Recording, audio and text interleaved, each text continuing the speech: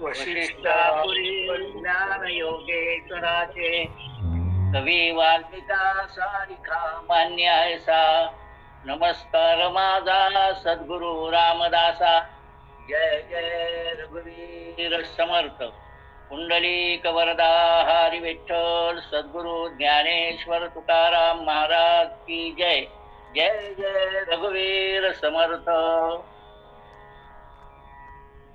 मनाच्या श्लोकामधील 64वा श्लोक आपण पाहतो आहोत। अति मूढ त्या दृढ बुद्धी असेना, अति काम त्या राम चित्ती वसेना, अति लोभ त्या क्षोभ होईल जाणा, अति विषयी सर्वदा दैन्यवाणा। यातल्या एका एका चरणाचा आपल्याला विचार करायचा। अति मूढ त्या दृढ बुद्धी असेना, ज्याला आपल्याकडे दृढ निश्चय असं म्हणतात, अशा प्रकारचा दृढ निश्चय अति मूढ। मूढ म्हणजे अज्ञानी,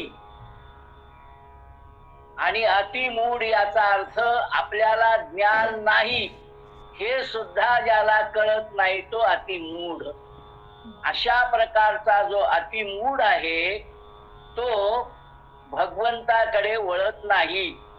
आता या ठिकाणी ज्ञानेश्वर माऊली सुद्धा आपल्याला सांगतायत की बाबा रे, तू काम या विषयाचा त्याग कर, पण या ग्रहस्थाला त्या गोष्टीचा त्याग होत नाही हे आपल्याला यामधून लक्षात येईल। दुसरी गोष्ट अशी की अति काम त्या राम चित्ती वसेना। काम या शब्दाचे प्रामुख्याने दोन अर्थ आहेत। पहिला अर्थ आहे काम म्हणजे कामना। माझ्या मनामध्ये विविध स्वरूपाच्या कामना आहेत। मला घर असावं, गाडी असावी, गाद्या गिरद्या असाव्यात, हे जे काही वाटतं हे काम या शब्दामध्ये मोडतं। आपल्याकडे काम या शब्दाचा हा एक अर्थ आहे, आणि दुसरा अर्थ जो आहे तो स्त्री पुरुष संबंध या अर्थाने धर्मेच अर्थेच कामेच नातीचरामी नातीचरामी नातीचरामी म्हणून ज्या स्त्री बरोबर प्रतिज्ञा घेतली त्याबरोबरच तिच्याबरोबरच संसार करायचा, हाही काम या शब्दाचा अर्थ आहे। आपल्याकडे भगवंतानी 7व्या अध्यायामध्ये धर्माविरुद्ध भूतेषु कामोस्मी भरतर्षभ असं म्हटलंय। धर्माला अविरुद्ध असलेला, धर्माला विरोधी नसलेला काम मी आहे। पण हा काम धर्माला अविरुद्ध आहे म्हणजे काय आहे? तो ज्या वेळेला भगवंताकडे वळतो आणि सर्व कर्म भगवंताला अर्पण करून करतो, त्यावेळेसचा जो काम आहे तो त्याला बाधत नाही, कारण तो धर्माला धरून आहे। पण हा मूढ माणूस या गोष्टीकडे वळतच नाही। समर्थांनी मागच्या एका अभंगामध्ये म्हटलंय, मना सांगपा रावणा काय झाले, अकस्मात ते राज्य सर्वही बुडाले। एवढं मोठं असलेलं सोन्याच्या लंकेचं राज्य रावणाचं कशामुळे बुडालं? विचार केला तर लक्षात येईल, परस्त्रीकडे वाकड्या नजरेनं पाहिलं त्यामुळे बुडालं। आमच्याकडे वाली नावाचा जो राजा आहे किष्किंधेचा, याच्या बाबतीत आता या ठिकाणी धर्म कळावा म्हणून मी हा प्रश्न या ठिकाणी उपस्थित करतोय। वालीने रावणाला बगलेत पकडून म्हणजे त्याचा पराभव केला होता। सुग्रीव त्या मानाने शक्तीने कमी होता। प्रभू रामचंद्रांनी वालीची मदत घेतली असती तर सीतेला सोडवणं सोपं झालं असतं, पण वालीची मदत न घेता प्रभू रामचंद्र सुग्रीवाची मदत का घेतात याचा विचार केला तर आपल्याला लक्षात येईल वालीचा स्वभाव। ज्या वेळेला वालीला मारलं म्हणजे बाण छातीत घुसल्यानंतर तो ज्या वेळा बेहोश पडला, थोडासा शुद्धीर आल्यावर प्रभू रामचंद्रांचा आणि त्याचा संवाद आहे तो आम्ही लक्षात घेतला पाहिजे।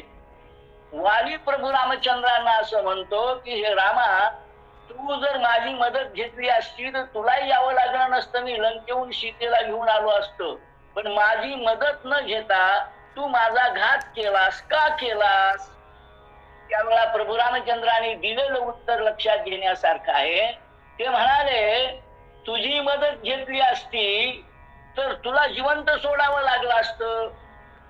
तू धर्माविरुद्ध वागलेला आहेस म्हणून तुझा वध आवश्यक आहे. धर्माविरुद्ध वागलाय म्हणजे काय वागलाय हो? धाकट्या भावाची पत्नी त्यांनी घेऊन ठेवली आहे. त्याची दारा नावाची पत्नी आहे आणि वालीची पत्नी रुमा नावाची आहे. तर रुमा ही जी आहे सुग्रीवाची पत्नी असून नाही वालीने घेऊन ठेवली. म्हणजे स्त्रीकडे वाकड्या राजण्याने किंवा भोग भावनेने पाहणारा रावण ज्या अर्थाने मला वध्य त्या अर्थाने धर्माच्या दृष्टीने तू सुद्धा मला वध्य आहेस म्हणून मी तुला मारलं. हे प्रभू रामचंद्रांनी जे वालीला उत्तर दिलंय म्हणजे वालीचा नाश सुद्धा कशामुळे झाला? राज्याचा लोभ हा भाग थोडासा सोडून देऊ, कारण तो मोठा भाऊ राज्याचा वारसही तोच आहे. परंतु धाकट्या भावाची पत्नी ठेवून घेतली, हे जे काही त्यांनी कृत्य केलं म्हणजे कामविकाराच्या आहारी केलेला, म्हणून प्रभू रामचंद्रांनी त्याचा वध केला. सांगायचं तात्पर्य आहे की अशा प्रकारचा जो काम आहे तो चित्तामध्ये जर प्रविष्ट झाला तर तो त्याला कुठल्याही प्रकाराने ज्ञान मिळू देत नाही, धर्माकडे वळू देत नाही. हे लक्षात येईल यासाठी मी या गोष्टीचं उदाहरण दिलं. वालीचं जसं उदाहरण आहे तसं आपल्याला आणखी एका उदाहरणाचा विचार करता येईल. ते म्हणजे रावणाचं मी उदाहरण सांगितलं. आधुनिक काळात मी काही उदाहरण घ्यायचे झाले तर औरंगजेब आहे. या औरंगजेबाने सुद्धा निरनिराळ्या प्रकाराने जे अत्याचार केले स्वतःच्या धर्माच्या नावाखाली, खरं म्हणजे धर्म असं कुठलंच काही सांगत नाही, परंतु तशा पद्धतीने जे अत्याचार केले त्या अत्याचारासाठीच त्याला शिक्षा द्यायची होती, हेही आपल्याला यामधून लक्षात येईल. अति काम त्या राम चित्ती वसेना. मागच्या अभंगामध्ये आपण असं पाहिलं की एखाद्याची वस्तू किंवा एक वस्तू आम्हाला पाहिजे आहे तर ती ज्याच्याकडे आहे त्याला मागावं लागतं. आम्ही मागायला जातो संसाराकडे, तिथं मर्यादा आहे. पण ज्याच्याकडे सर्व काही मिळू शकतं तो परिपूर्ण ब्रह्म किंवा चैतन्य किंवा प्रभू रामचंद्र, त्यांच्याकडे जाऊन मागितलं तर मिळण्यासारखं आहे. पण त्यांच्याकडे ते जातच नाही. का जात नाही? कारण प्रभू रामचंद्र काय देतील? तर ते म्हणतील तू आधी धर्माचं पालन कर. एक वचनी, एक पत्नी, एक बाणी या न्यायाने आम्ही प्रभू रामचंद्रांना ओळखतो.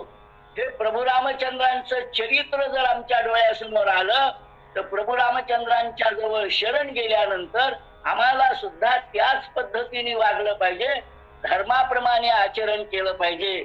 अशा प्रकारचा भाव जर आमच्या मनामध्ये नसेल तर काम हा आजपर्यंत ज्याचा ज्याचा म्हणून आम्ही उदाहरण घेऊ कामाच्या आहारी गेलेल्या त्यातला एकही विजयी झाला नाही. शेवटीला त्याचा नाश झालेला दिसेल. दुर्योधनाचा नाश सुद्धा कशामुळे झाला? पांडवांचं राज्य सुद्धा मला पाहिजे हाही काम क्षेत्रातलाच विषय आहे. आणि त्याचप्रमाणे द्रौपदीचा अपमान ज्या पद्धतीने केला तो अपमान पाहता दुर्योधनाचं सुद्धा काय शिल्लक राहिलं? सांगायचं तात्पर्य अति काम त्या राम चित्ती वसेना. अशा प्रकारचा काम ज्याच्या मनात आहे धर्माच्या किती गोष्टी सांगितल्या तर उपयोगी पडत नाहीत. दुर्योधन एका ठिकाणी असं म्हणतो जानामि धर्मम नच मे प्रवृत्ती, जानामि अधर्मम नच मे निवृत्ती. म्हणजे धर्म काय आहे हे त्याला माहिती आहे, अधर्म काय आहे हे माहिती आहे, पण अधर्माची प्रवृत्ती जात नाही आणि धर्माकडे वृत्ती होत नाही. अशा प्रकारची त्या दुर्योधनाची वृत्ती आहे. मला सांगा महाभारतामध्ये 50 ठिकाणी तरी हा उल्लेख आहे की ज्या ठिकाणी कृष्ण आहे त्याच ठिकाणी विजय आहे. यत्र योगेश्वर कृष्ण यत्र पार्थो धनुर्धरा तत्र श्री विजयोर भृतीर ध्रुवार नीतीर मतीर मम, अशा प्रकारचा आशय असलेले 5-25 तरी श्लोक आहेत आणि हे सगळे दुर्योधनाच्या कानावर भीष्माचार्य, द्रोणाचार्य, कृपाचार्य, विदुर यांनी घातले. एवढं असून सुद्धा त्यांनी श्रीकृष्णाला मागितलं नाही. मागितलं ते एक अक्षौणी सैन्य मागितलं. म्हणजे डोळ्यासमोर दिसत असताना सुद्धा मूढ माणूस कितीही सांगितलं तरी त्या गोष्टीकडे वळत नाही, धर्माकडे त्याची प्रवृत्ती होत नाही. हे उदाहरण, ही तीनही उदाहरणं मी जर सांगितली, म्हणजे रावणाचं असो, वालीचं असो किंवा दुर्योधनाचं असो, ही तीनही उदाहरणं अतिकामामुळे नष्ट पावलेल्या व्यक्तीची उदाहरणं आहे. आणि मोठमोठं राज्य सामान्य माणसं नव्हती, ही बलाढ्य शक्तिशाली असलेली माणसं होती, पण तरी सुद्धा त्यांचा नाश झाला. कारण काम विषयाच्या चिंतनामुळे त्यांचा नाश झाला. कितीही धर्म त्यांच्या समोर सांगितला तरी मूढ असल्यामुळे त्या धर्माकडे त्यांची प्रवृत्ती झाली नाही. अतिलोभ त्या क्षोभ होईन जाणा. लोभाची प्रवृत्ती अशी आहे की लोभामुळे माझ्या जवळची वस्तू दुसऱ्याला जाऊ नये, पण दुसऱ्याची वस्तू मात्र मला मिळाली पाहिजे, अशा प्रकारचा भाव ज्यावेळा अंतःकरणात उत्पन्न होतो आणि लोभ उत्पन्न होतो, त्यावेळा तो लोभी मनुष्य यातली कुठलीही गोष्ट सोडू इच्छित नाही, किंवा एखादी गोष्ट आपल्याला मिळाली नाही तर त्याच्या मनात क्षोभ म्हणजे राग उत्पन्न होतो, हे आपल्याला लक्षात येईल. आणि म्हणून या श्लोकामध्ये समर्थांनी अत्यंत उत्कृष्ट रीतीने वर सांगितलेल्या या 2 चरणांच्या मधून आपल्याला लक्षात येईल की सर्वात काम हा घातक आहे, आणि म्हणून हा काम नष्ट झाला पाहिजे. जोपर्यंत काम किंवा कामना मनातल्या जात नाही तोपर्यंत रामाकडे, भगवंताकडे दृष्टी वळवली जात नाही, किती सांगितलं तरी. वास्तविक पाहता दुर्योधनाच्या दरबारामध्ये शिष्टाईला आले असताना भगवान श्रीकृष्णाने विश्वरूप दाखवलं. एवढं सगळं विश्वरूप पाहून सुद्धा माझाच विजय होईल असं वाटणं हे मूढाशिवाय कोणाचं होऊ शकतं का? अतिमूढाशिवाय कोणाचं होऊ शकतं का? तर अशा प्रकाराने अतिमूढ असलेल्या माणसासमोर आपल्याकडे म्हटलंय, गाढवा पुढे वाटली गीता, कालचा गोंधळ बळा होता, तशा प्रकारची परिस्थिती होते. कितीही जणांनी समजून सांगितलं तरी दुर्योधनाची प्रवृत्ती बदलली नाही, रावणाची प्रवृत्ती बदलली नाही, वालीचीही प्रवृत्ती बदलली नाही. कारण त्यांच्या मनामध्ये अतिकाम होता, हे आपल्याला लक्षात येईल. आणि मग सगळ्यात शेवटी ती जी ओळ आहे, चरण आहे, ते लक्षात घ्यायचं. अतिविषयी सर्वदा दैन्यवाना, अशा व्यक्तीची सगळ्यात शेवटीला दैनाच होते. म्हणजे अति कुठलीही गोष्ट वाईटच आहे हे त्याच्या मनामध्ये लक्षात येत नाही, हे आपण लक्षात घेतलं पाहिजे. शरीर, मन, बुद्धी, तिची कार्यक्षमता ही सगळीच्या सगळी त्या कामामुळे नष्ट होते, हे आपल्याला लक्षात येईल. आणि म्हणून काम हा अत्यंत 1 क्रमांकाचा शत्रू आहे, हे आपण लक्षात घेतलं पाहिजे. माऊली असं म्हणतात, हृदयामध्ये मी तुरामू असता सर्व सुखाचा आराम, का शांताशी कामू विषयावरी.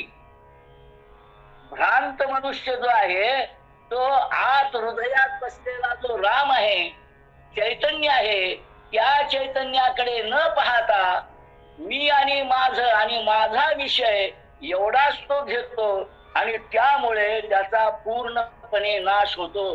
एक उदाहरण सांगून मी थांबणार आहे. ते उदाहरण अत्यंत महत्वाचं आहे. आम्ही काही दत्तक पुत्रांची चरित्र वाचली तर लक्षात येईल. एका गृहस्थाला दत्तक घेतलं गेलं आणि अहो म्हणाले, ज्याच्याकडे दत्तक गेलेला आहे ना, 7 पिढ्या संपणार नाही इतकी संपत्ती त्याच्याजवळ आहे. आणि लक्षात आलं की 7 वर्षांनी कवडी सुद्धा त्याच्याजवळ राहिली नाही. आयतं आलेलं पचत नाही, हा त्यातला एक भाग. आणि दुसरा काम ह्या सर्व गोष्टी लुटायला मदत करतो, म्हणजे सगळ्या घेऊन जातो आणि सगळ्या आर्थिक दृष्टीने तो जसा कंगाल होतो तसाच मनाने सुद्धा कंगाल होऊन त्याचा संपूर्ण नाश होतो.